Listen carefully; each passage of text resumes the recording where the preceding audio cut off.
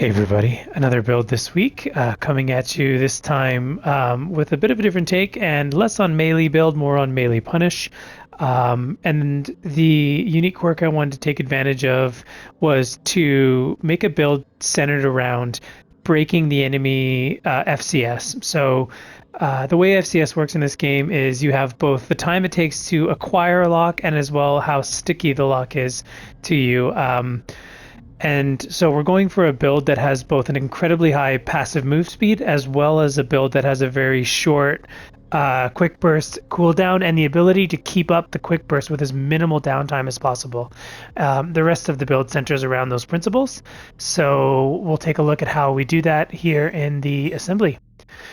So first and foremost, one of the most iconic pieces of this build is going to be the generator choice, the Santai, when paired with the ephemera core. And I call this build, funny enough, the ephemeral wind. So the idea being here that you're barely targetable throughout the entire combat. So the Sentai has the third lowest EN recharge delay at 0.88 seconds in this case, with all the other build factored in. You get two slightly quicker ones here, but the costs either in EN supply efficiency or EN capacity are too severe. So we're going to focus on the high EN capacity and very short delay combined, as well as a very respectable 6,500 EN supply efficiency here, to basically make it that I can constantly be quick boosting, and the time that I spend waiting for the bar to refill or start refilling is very small. So you'll see it here. It's very quick. And you're going to want to get comfortable with that timing as well. We're going to use that window in between to pop off one of our shotguns, as well as working it in throughout. But the goal of this build is to try to make it that the enemy does not get a long enough window where their FCS is locked onto you to make the most of it.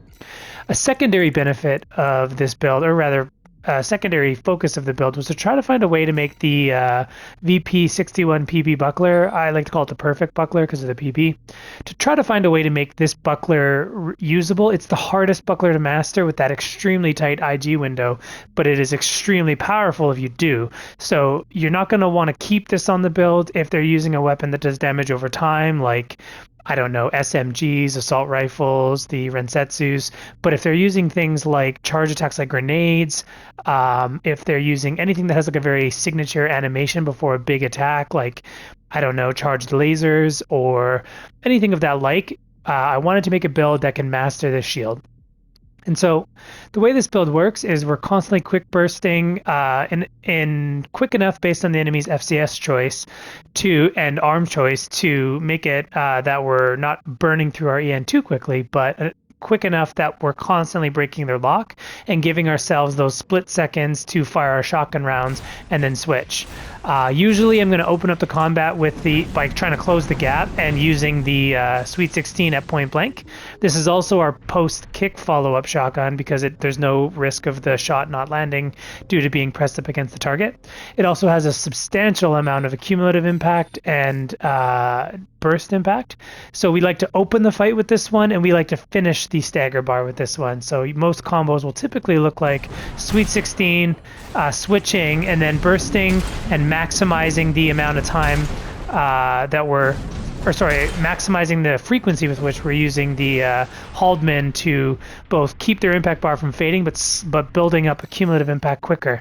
The Sweet 16 is lighter than the Zimmerman, and also this would have made us overburdened. We're trying to keep above 365 move speed, so the Zimmerman is not worth it here. And funny enough, the Haldeman actually has better accumulative impact than the Zimmerman. So as soon as you go into longer time frames than that first shot, the Haldeman tends to be more rewarding. So basically we're going to be using Sweet 16 into Haldeman, usually twice or so, and then switching back to the Sweet 16 for the finishing shot, which should be finished reloading, as you just saw there, right around the time it takes for the Haldeman to get two shots off. If I were to fire them back to back without quick bursting, it would be 3, but in most combat times, it's going to be 2.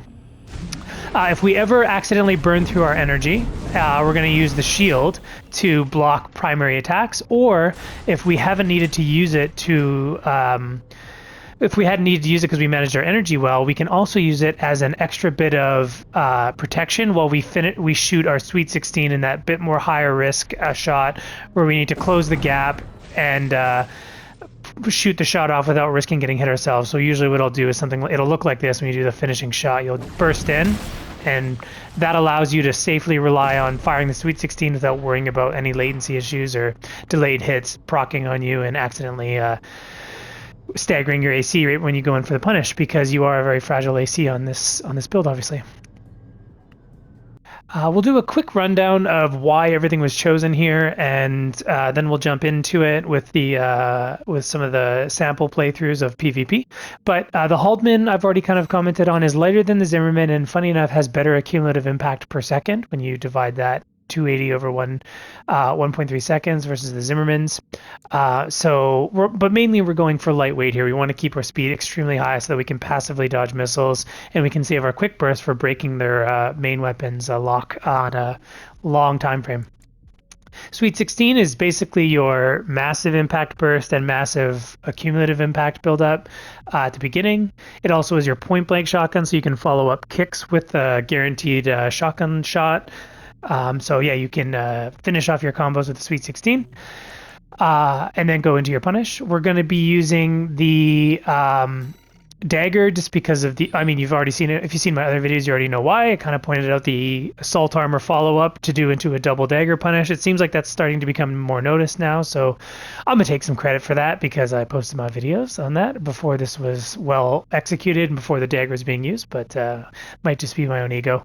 The point here being that the dagger has a great and super high punish. Once you stagger them once, this is probably the best in class weapon for just pure stagger punishes when their expansion is not been expended. If they were using something other than assault armor or pulse armor, you may actually be better with other melee weapons like the pulse blade, for example, but or the terminal armor, for example, in which case you only get to do one dagger into assault armor, but then you have to back up.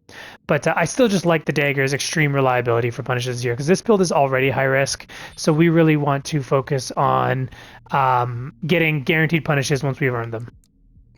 The shield is standard going to be the buckler. It's extremely low weight and good EN load, but you may have to swap this out for a different shield. Your big contenders, your shield options are going to depend on whether or not you're willing to swap out the legs. Right now, I've got the knock legs because they have a great vertical height if I ever need it for like enemy builds that tend to go high, but it also has a great jump length. At 52 here, so it makes my quick bursts greater distance covered per quick burst, which means their FCS takes slightly longer to go lock in. But if they're mostly sticking to the ground, or if the ground is very uneven, like depending on the map you're playing on, you might want to swap over to the Firmeza legs.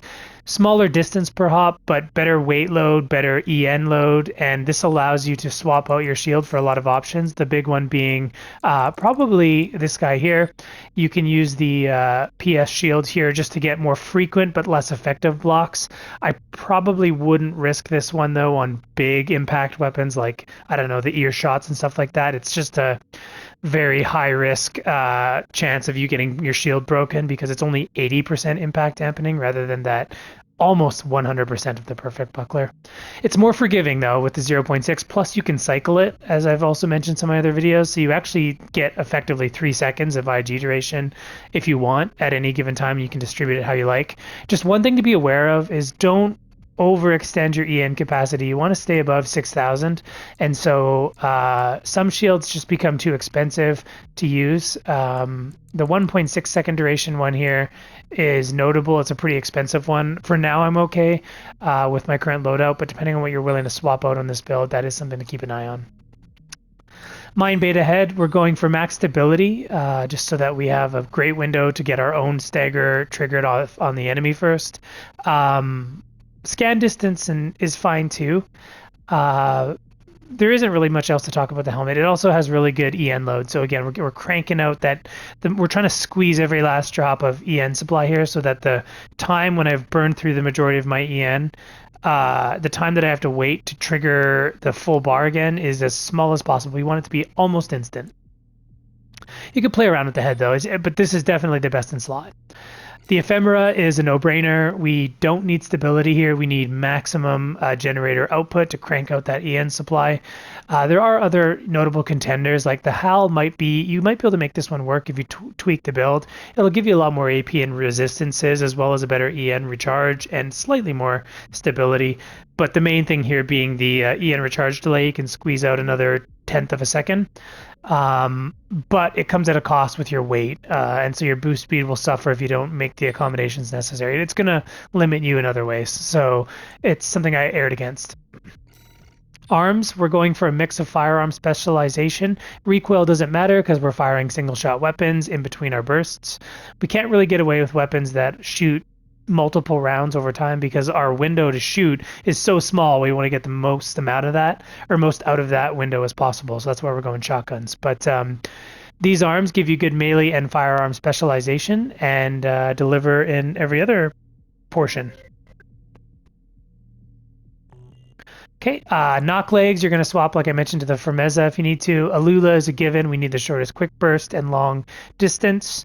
Acelia should be sensible as well because we need quick target acquisition. And then you're usually going to use the assault armor. There are niche cases where you might swap out to pulse armor or terminal armor depending on the enemy's loadout. But usually we want the assault armor so we can punish opposing assault armor or pulse armor and get a double dagger punish if we need it. But you might find reasons for the terminal armor or maybe the pulse armor if something about their build makes you need it. But yeah, that is the build and the description for why we chose what we chose. One thing I forgot to mention too, which is the Santai. This generator should be, I mean, I feel like this one probably speaks for itself here. It has the third shortest EN recharge delay, but has the highest EN capacity. So we get the most amount of quick bursts out of it. Its EN supply efficiency is also killer, and so it's just best in slot, no brainer. The amount of time you're going to spend at low energy is minimized by this generator. The normal issue of its weight is offset by the fact that we're running super light weapons, and so it doesn't affect us. We get that 370 move speed despite the generator being a little heavy, and it doesn't impact us in any real measurable sense. A hammer user with some missiles and the big laser rifle or plasma laser rifle. So I'm gonna swap out. Oh, he's also running terminal armor, so I'm gonna match him with terminal armor. With these high damage burst builds, if you can't instantly kill them, you want to have your own terminal armor usually to outlast theirs, so it's a more fair trade, and you can just play very aggressive. It would be nice to have the assault armor and then go into a double dagger punish, but you only use that if they're using pulse armor or assault armor. So otherwise it's terminal armor.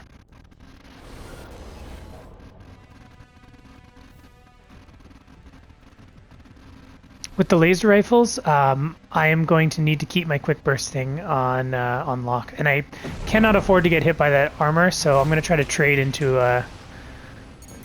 my shield as quickly as possible.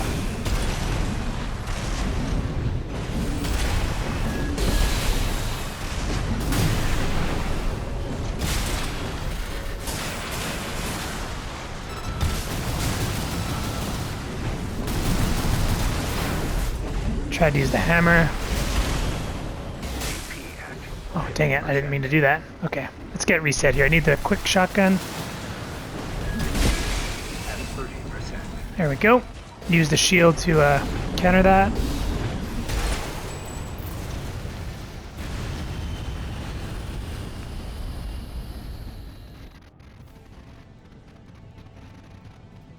If I take any reasonable amount of impact, I don't want to risk getting hammered, so I'm going to back up.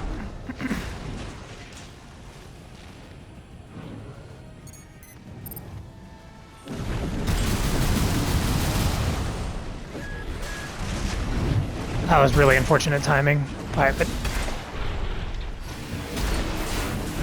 there we go.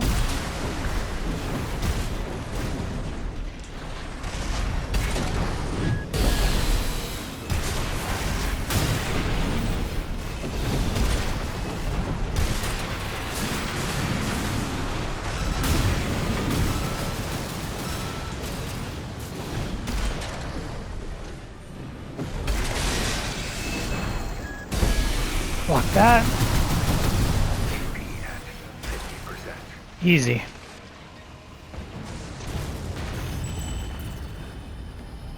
Yeah, I'm turning out to need terminal armor more right now just because of the amount of people using terminal armor, so... I have quad lasers. Oh, one thing I think I've just noticed is you don't want to kick too much with this build. Because that animation's too long. So I'm going to try to avoid kicking and just focus on the shotguns and the shields.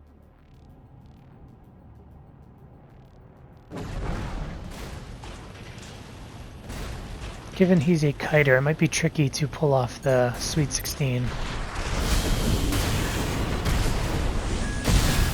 Nice.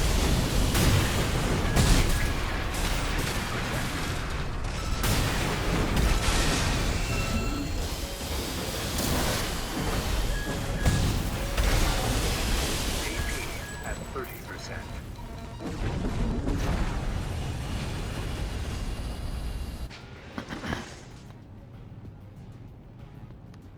Lots of terminal armor. Today seems to be the terminal armor day.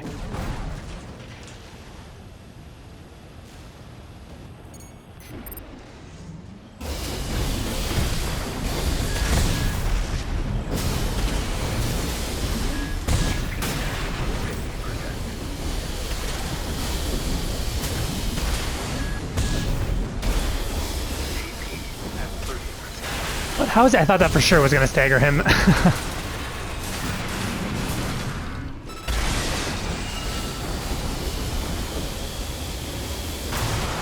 Ah, not quite enough energy. I made a mistake there and did not anticipate that shot not staggering. I also failed to block because it threw me off. Okay, let's go again.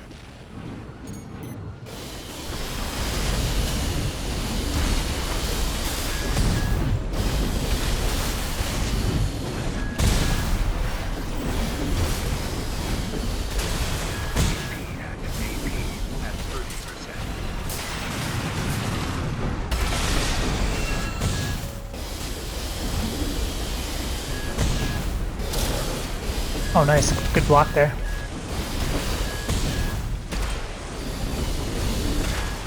There we go.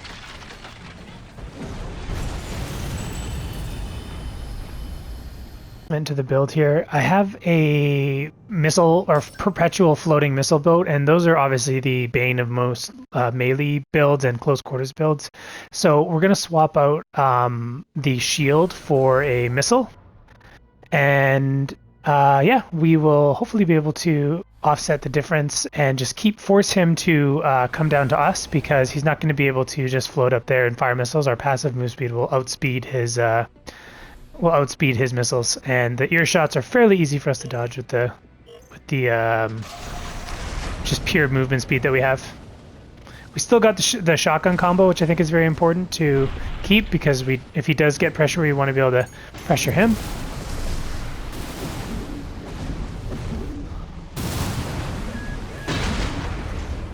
There we go. So now we can out-missile trade him, hopefully.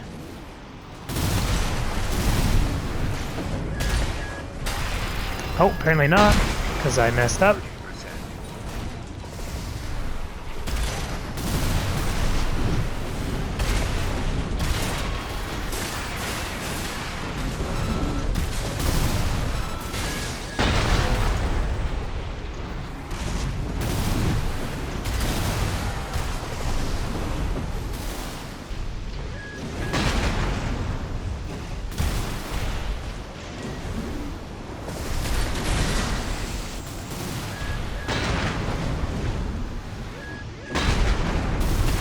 There we go.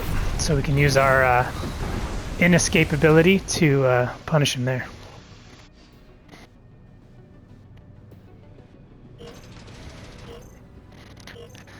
Fortunately, no build is universally flexible, it seems. Or at least none of the non-meta ones. If you're going to go for interesting, you gotta keep at least one... I like to keep at least one piece of my build swappable. In this case, the shield's not really doing anything, because...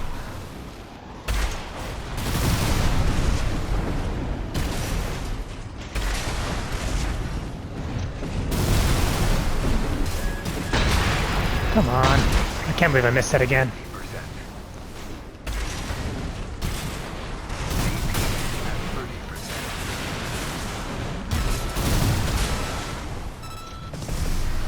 I like to keep my terminal armor reasonably available.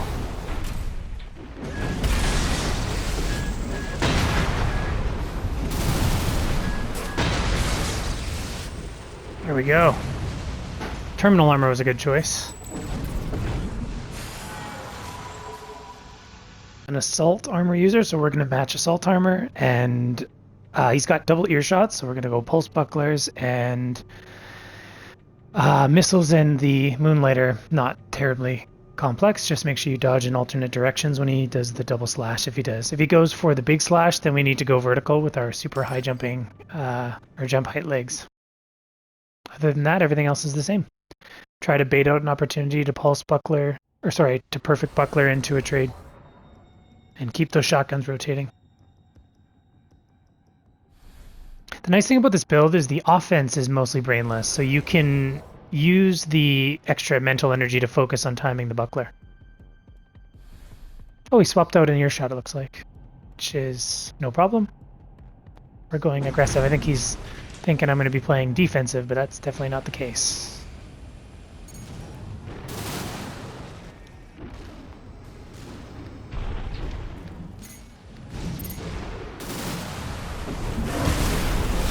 Block both of those, as you can tell. That was easy.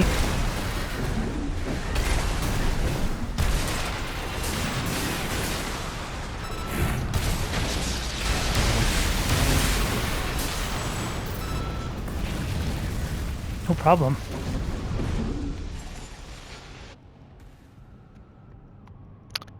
Yeah, he does not have... swapping out the earshots was actually a mistake. Now I have like almost no fear whatsoever of his build, and can just get in his face using the perfect bucklers. Perfect. Block both of those again.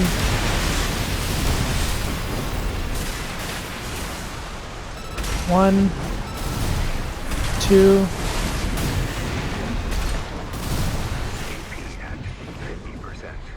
Why am I not getting my shot? Oh, I'm using the wrong shotgun.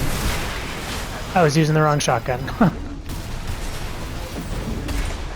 Oh, that was really unfortunate. That was so unfortunate. That box was right there. Oh well. The only thing that can really mess me up right now is if I go for an assault boost right as he does his Moonlight, in which case I'm going to be stuck in the animation too long to pull out the buckler, so let's try to avoid that.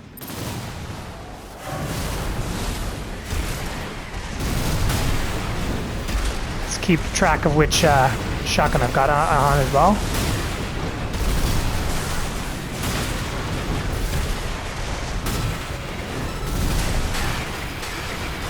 Ooh, that's unfortunate. His assault armor will kill me right now.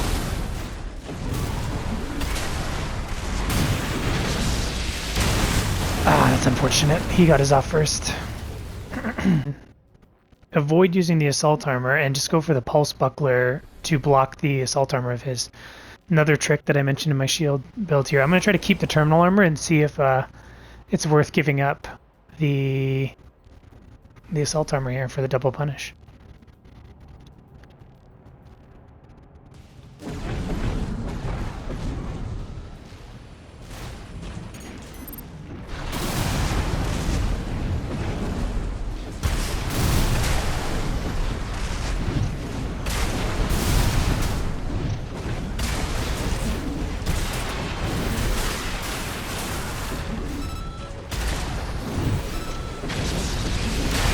Oh, I failed to block. That's unfortunate. 50%.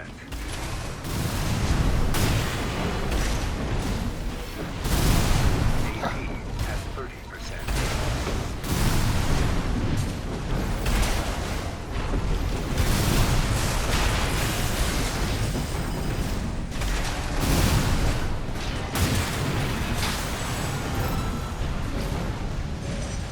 Okay. You know what? The terminal armor might even be better just for that pure aggression briefly with this build. Because technically I can block the assault armor anyways. I just messed it up there.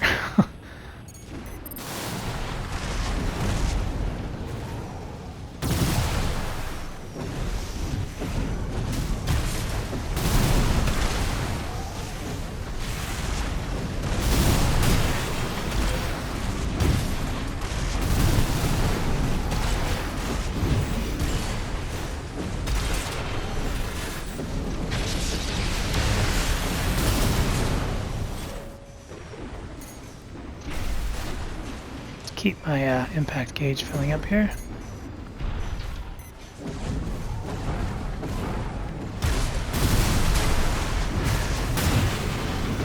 Yeah, landing that one Sweet 16 well is such a reward.